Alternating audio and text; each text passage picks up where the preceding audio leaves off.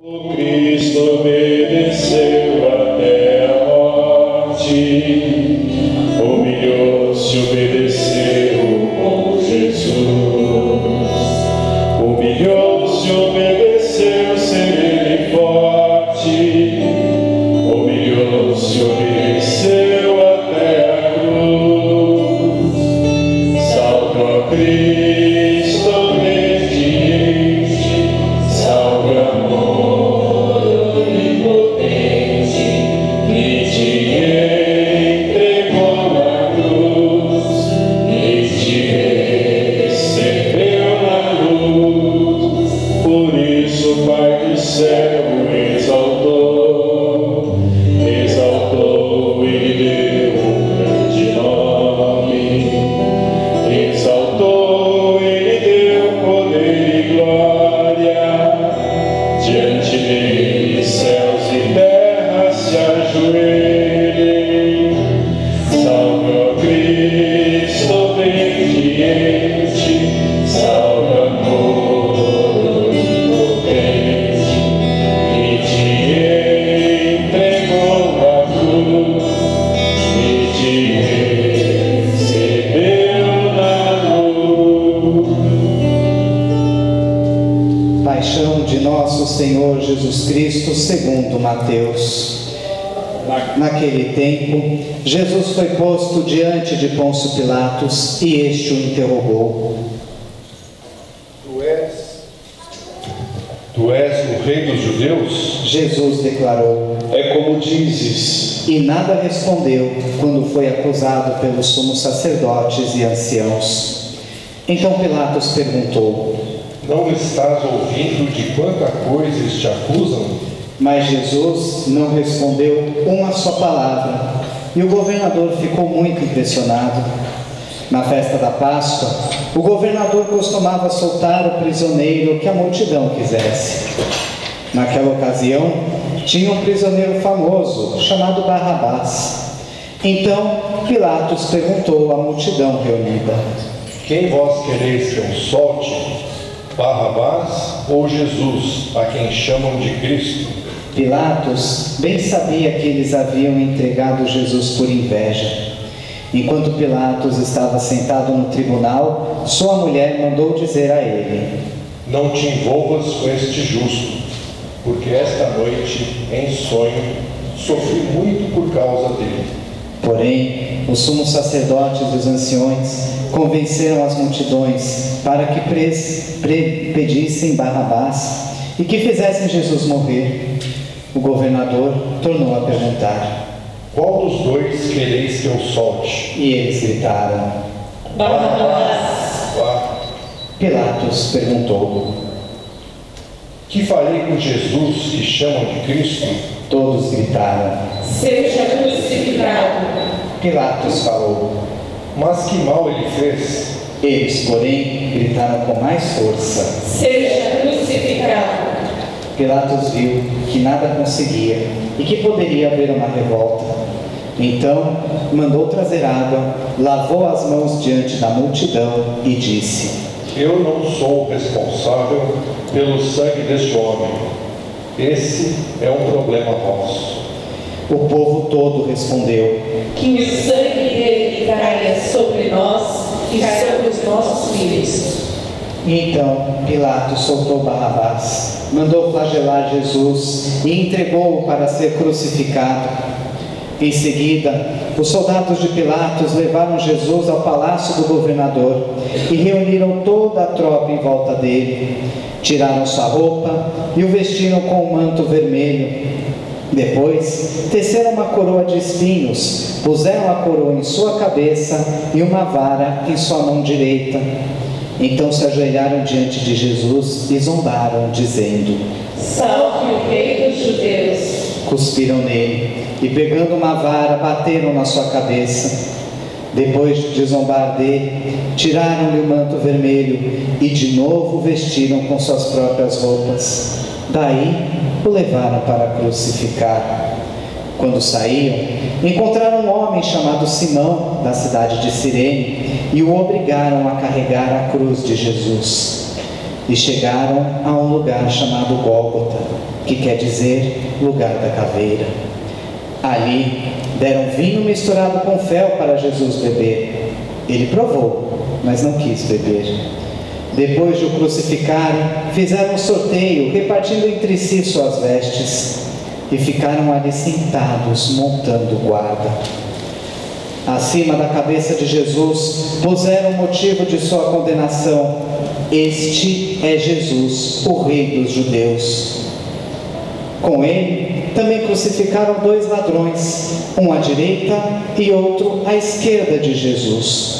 As pessoas que passavam por ali o insultavam, balançando a cabeça e dizendo: Tu querias destruir o templo e construí-lo de novo em 3 dias? Salva 7 vezes, se és filho de Deus, desce da cruz.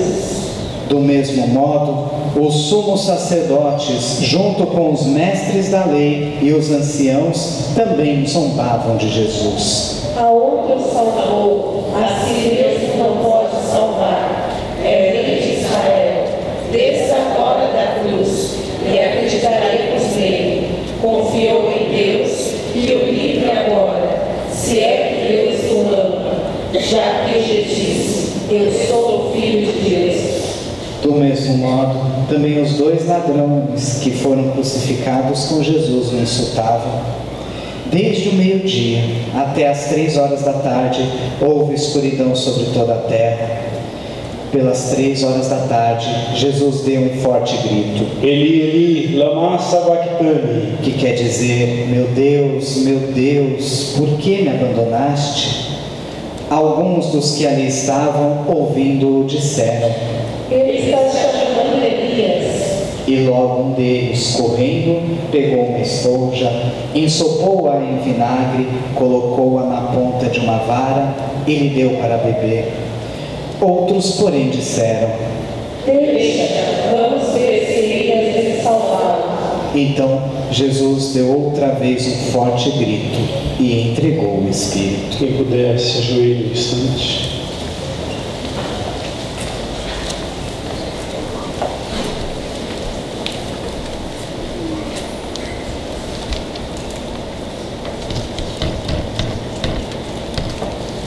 De pé.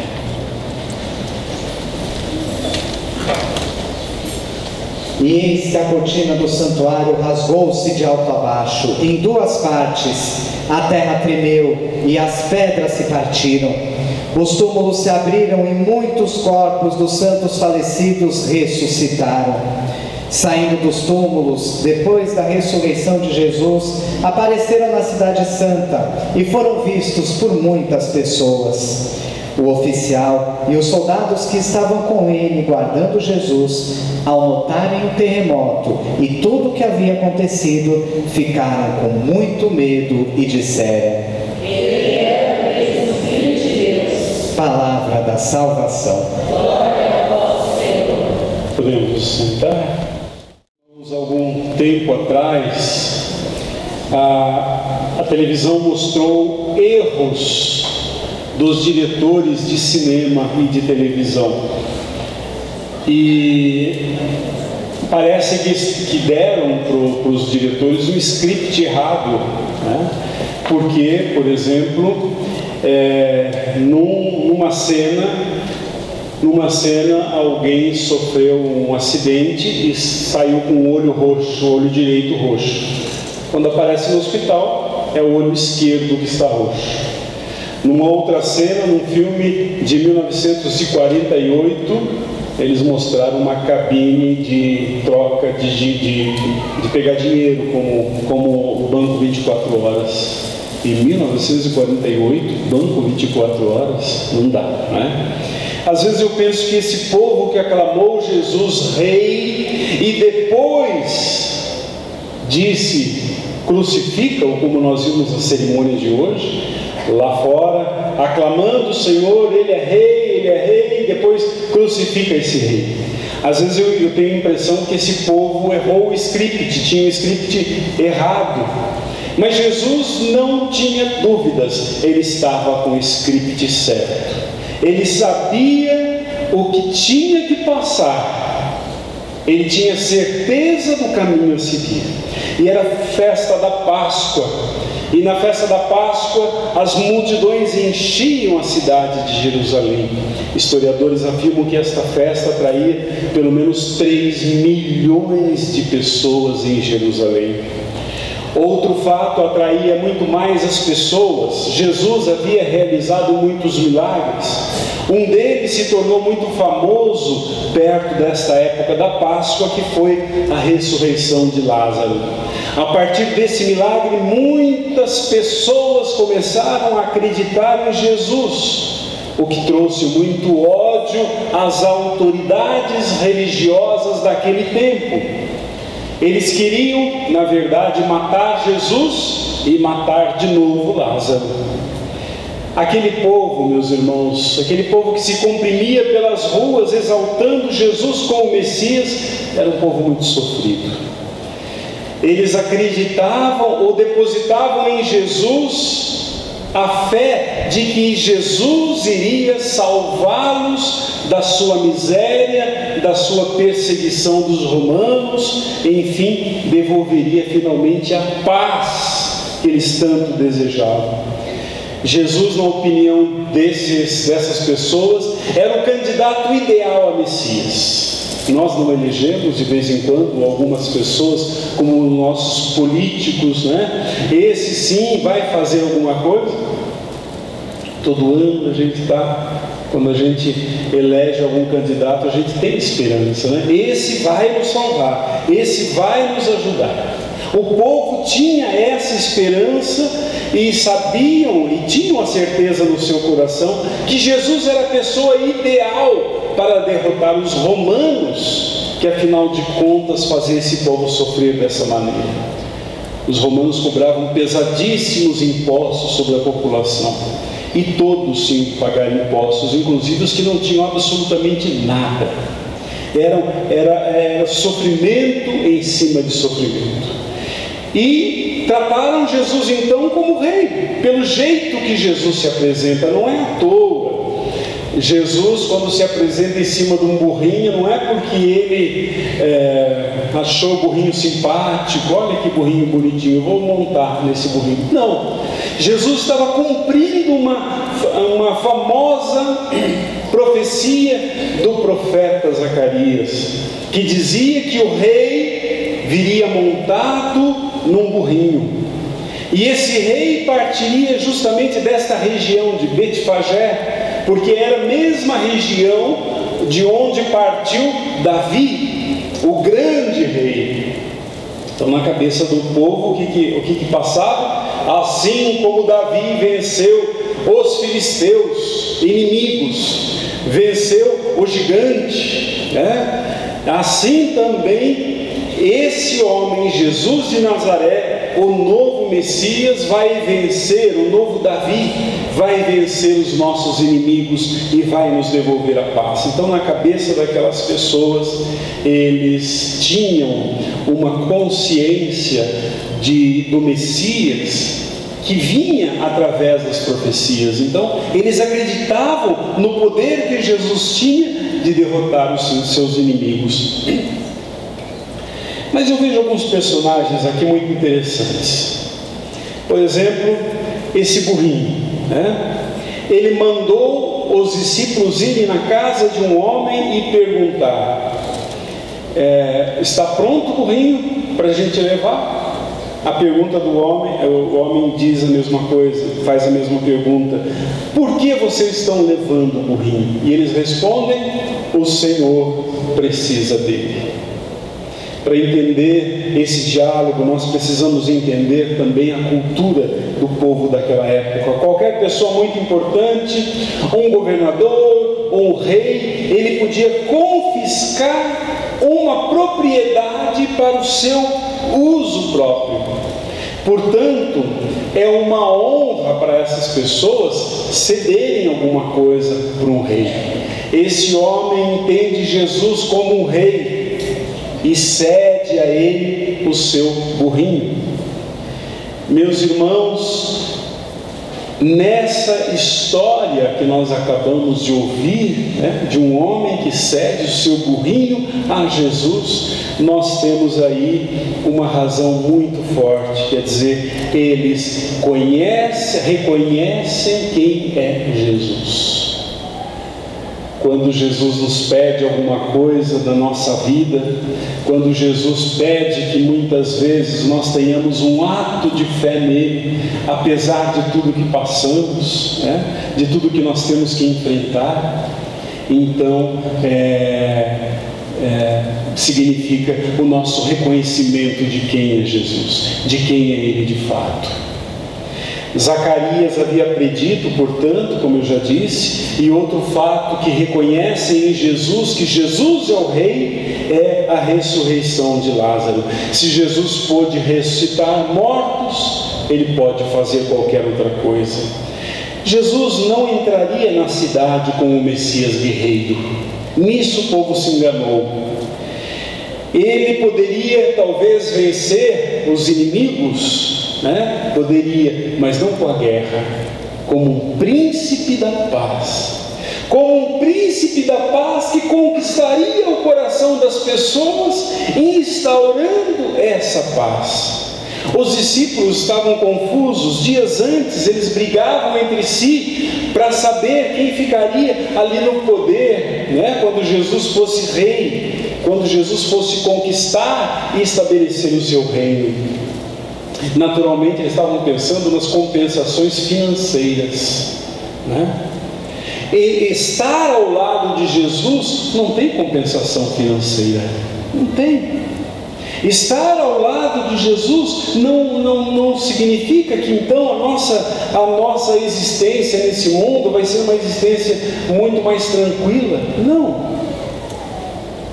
Na verdade, meus irmãos, os discípulos têm que aprender a amar o Senhor e obedecê-lo, sem muita promessa de outras coisas, a não ser a paz. O que nós podemos aprender desse Evangelho? Que no domingo de Ramos as pessoas receberam Jesus em Jerusalém como um ato de obediência. Não só os discípulos deram as boas-vindas a Jesus com sua obediência, outros também. O primeiro ato de obediência foi daquele homem dono do burrinho. O mestre pediu e ele deu. Afinal, o Filho de Deus é dono de todas as coisas. Como quando a gente tem alguma coisa em nossa vida, nós falamos muito isso, né? Os meus filhos, a minha casa, a minha esposa, meu marido, o meu trabalho, meu isso e meu aquilo. O dia de hoje é para pensar um pouquinho, será que tudo isso é nosso de fato? Será que nós somos tão donos assim das coisas? Será que tudo que Deus nos deu já não pertencia a Ele? O outro presente da obediência foram os ramos que eram estendidos no chão. Não esqueçam que eles moravam próximos do deserto, e palmeiras no deserto era sinal de que havia fartura em algum lugar, que a terra não estava tão ressequida, que a terra tinha alguma vida. Então, deitando palmas no chão, eles queriam dizer que eles queriam obedecer, mesmo em meio à paisagem mais árida da vida. Obedecer a Deus quando tudo está verde na nossa vida, né? Quando tudo parece tão maravilhoso, quando nós podemos receber da vida tanta coisa, arrancar da vida tanta coisa que ela nos dá, é muito fácil, é muito fácil. O domingo de Ramos é a própria expressão da nossa vida e mostra que mesmo em meio a uma vida problemática e sofrida, é possível render louvores a Deus com a nossa vida. Aquele povo sofrido, à medida que Jesus passava, eles gritavam: bendito que vem em nome do Senhor, paz na terra, glória nas alturas. Meus irmãos, o domingo de Ramos é uma mistura de dois sentimentos profundos: sentimento de tristeza e sentimento de alegria. E esses dois sentimentos marcam a nossa vida nesse mundo. Existe um quadro de Rembrandt que retrata o rosto de Cristo. Se você cobre uma parte do rosto e olha para outra, você vê uma coisa. Cobrindo um lado e vendo o outro, vê outra coisa. Então, de um lado você vê alegria e esperança, e do outro lado você vê tristeza e dor, tudo no mesmo rosto. Se você vê esses dois lados, você pode então ver os dois lados do Domingo de Ramos. Meus irmãos, resta saber a que lado do rosto nós damos a cara da nossa existência nesse mundo. Que sentido nós damos à nossa vida nesse mundo? Porque o sentido à nossa vida somos nós mesmos que damos. Aquele povo ali que vivia praticamente numa terra seca, árida, eles encontraram palmas para colocar, para Jesus passar. Aquele homem do burrinho, era o único burrinho que ele tinha. Olha que interessante. Mas por que vocês estão levando o meu burrinho? Porque o Senhor precisa dele. O Senhor precisa dele. Está passando um filme no cinema que eu gostaria que vocês vissem, que é muito bonito. Esse homem perde uma filha de 5 anos. Ela foi assassinada, né? Ela foi... Calma, vou falar depois. Vou falar no final. Ele perde essa... Ele presta atenção no seu irmão, né? Ele perde essa menina, né? E aí ele tem grandes diálogos com Deus, claro. O Senhor que é onipotente, o Senhor é onipresente, o Senhor tem todo o poder desse mundo. Porque o Senhor não evitou que isso acontecesse, que esse homem matasse a minha filha? E dos vários diálogos que Deus faz com ele, um me chamou a atenção. O problema é que você não me conhece. Deus fala para ele: você não me conhece. Você me vê através da lente da sua dor. Olha que interessante. Me veja de outra maneira. E me veja como um Deus de misericórdia, um Deus que não quer a morte, que não quer a dor, que não quer o sofrimento. E não fui eu, não sou eu que causo dor, não sou eu que causo sofrimento. Vocês abriram, os homens abriram uma brecha no mundo, quer dizer, abriram uma entrada no mundo do mal. Então esse mal está no coração desses homens. Eu não quero esse mal, mas são os homens que decidiram que querem o mal. O que eu posso fazer? O que eu posso fazer? A não ser estar do lado dessas pessoas e tentar convencê-las de que esse não é o caminho. Meus irmãos, nós temos, como no Domingo de Ramos, duas maneiras de ver o mundo, duas maneiras de contemplar o rosto de Cristo e duas maneiras de interpretar a nossa existência, de dar sentido à nossa existência. De que jeito olhamos a nossa vida?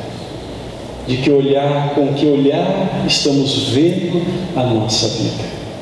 E de que maneira nós queremos acolher Jesus? O que podemos dar a Ele? Essa frase desse homem do burrinho é muito interessante, dos discípulos: o Senhor precisa dele. Às vezes Deus nos pede um sacrifício muito grande, e às vezes Deus está ali dizendo para nós: o Senhor precisa dessa sua parte, dessa sua dor, porque Ele quer transformar a sua dor. Vamos fechar os nossos olhos, inclinar a nossa cabeça e vamos pedir ao Senhor nosso Deus que em meio à dor, que em meio ao sofrimento, que no meio das nossas provações nós possamos entender Deus. que no meio da confusão que muitas vezes é a nossa vida, nós possamos entender que Deus só quer o nosso bem e possamos entregar aquilo que dói em nós, aquilo que nos faz sofrer. Ele quer ter a nossa dor, Ele quer tirar o nosso sofrimento. Mas antes nós precisamos dizer a Ele: sim, Senhor, eu quero te dar. Quero te dar a minha dor. Eu quero te oferecer aquilo que me faz sofrer. Senhor, que eu possa te enxergar com os olhos não da dor e do sofrimento, mas os olhos da fé. Porque sei, Senhor, que a Tua presença é real, que a Tua presença é uma presença viva em minha vida, e que eu posso fechar os olhos, Senhor, e Te ver, e que eu posso, Senhor, confiar inteiramente em Ti. Ajuda-me, Senhor, nas noites traiçoeiras.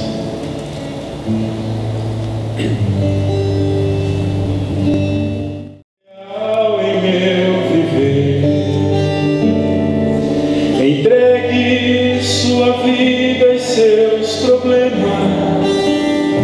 Fale com Deus, Ele vai ajudar você.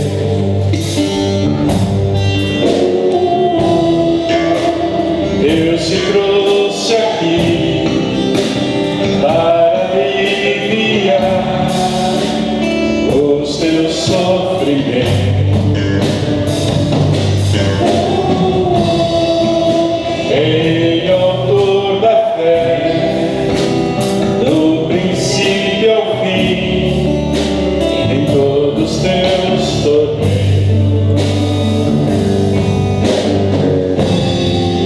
E ainda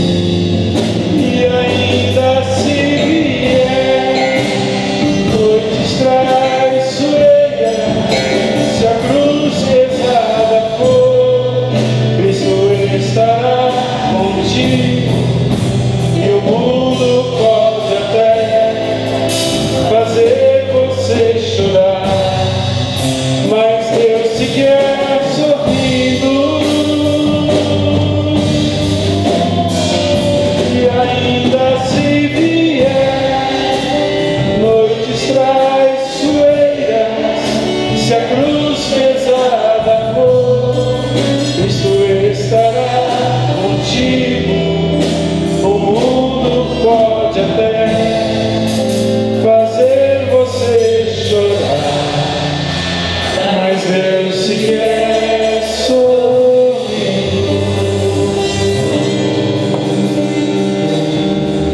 Creio em Deus Pai Todo-Poderoso, Criador